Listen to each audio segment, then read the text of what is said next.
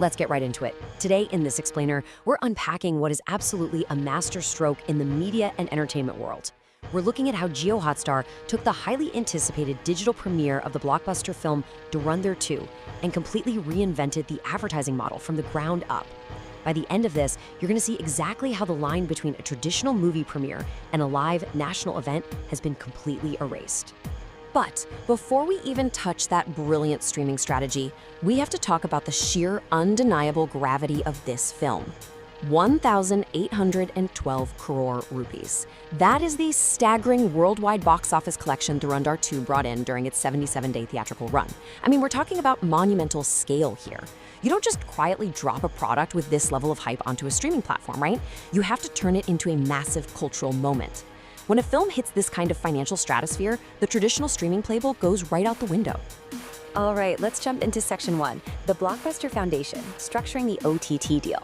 JioHotstar reportedly secured the domestic digital streaming rights for a massive 150 crore rupees. But here's the thing, they didn't just buy a movie, they engineered a nationwide spectacle. This wasn't just a Hindi release, it had a pan-India footprint right from day one. And by bringing in over 50 brands, JioHotstar basically orchestrated brand participation on a level that's usually strictly reserved for live sports. So you're probably wondering, how exactly did they get all of those brands on board for a movie?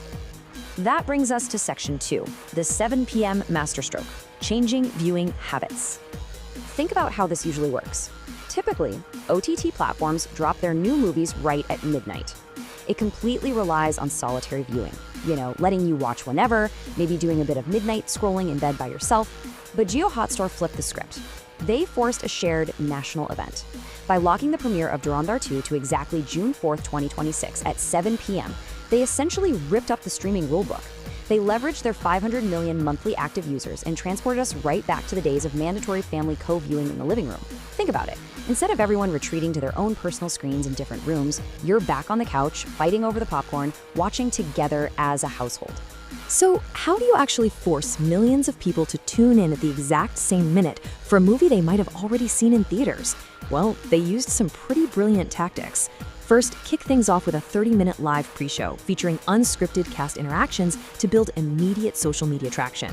Second, launch it simultaneously across 5 languages: Hindi, Tamil, Telugu, Malayalam, and Kannada. But the real genius? It was the raw and undego factor. They promised an unrated, extended cut with unfiltered dialogue and 3 extra minutes of unseen footage. That gave even the repeat theatrical viewers a massive case of FOMO, forcing them onto their couches at exactly 6:59 p.m. Moving on to Section 3, the advertising miracle, targeting CTV audiences. By migrating this massive, high-value living room audience over to connected TV apps, JioHotstar offered advertisers an absolute goldmine: precision audience targeting. This is a huge deal. Unlike traditional satellite TV, where a luxury car brand and a local soap brand have to share the exact same generic commercial break, connected TV allows for targeted, programmatic ad injection. They could serve premium, high-definition ads specifically tailored directly to affluent consumer profiles. It completely changes the game for media buyers who want absolute certainty that their ad dollars are hitting the right living rooms.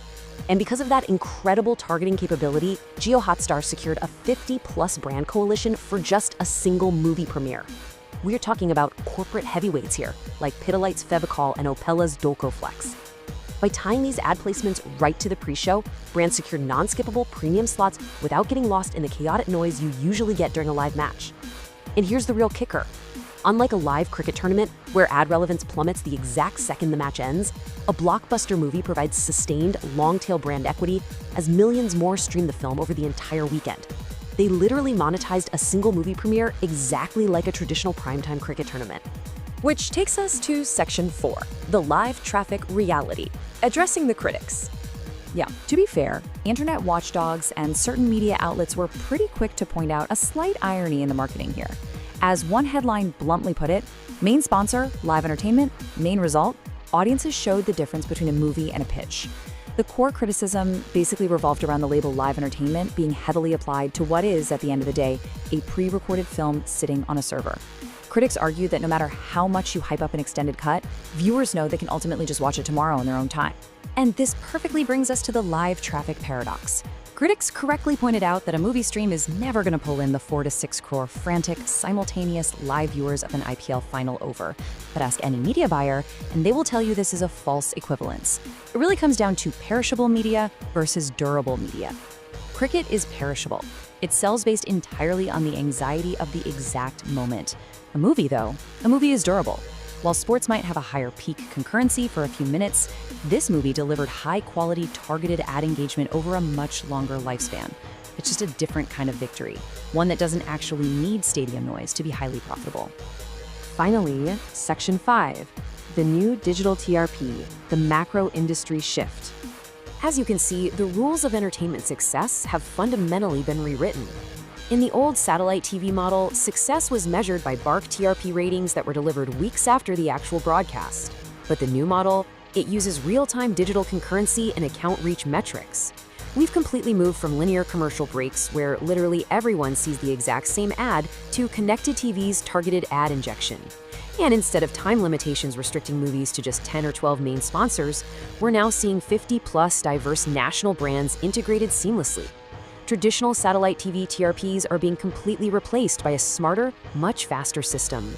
So we are left with a massive cultural and business shift. Jio Hotstar proved, without a doubt, that a streaming app can act exactly like a traditional primetime television channel when it has the right property. But it leaves us with a really vital question to ponder. The theatrical window has closed, but is appointment streaming the future of all entertainment? Or is this just a one-off anomaly reserved for massive blockbusters like Dorn on There 2? Can the industry replicate this 7 p.m. magic for smaller films? Or does it require an 1800-core giant to force us all onto the couch at the exact same time? Thank you so much for joining me on this explainer, and definitely keep questioning how your media is delivered to you.